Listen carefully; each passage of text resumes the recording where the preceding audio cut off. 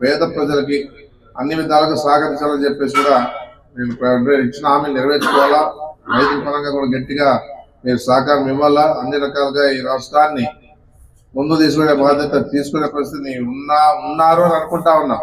ఇవి చేస్తారో లేదో తెలియదు, కానీ ఇప్పుడు ఉండే పరిస్థితుల్లో 6 నెలలు అయింది కాబట్టి ఏ విధంగా కూడా ఈరోజు ఎక్కడా కనపడడంలే.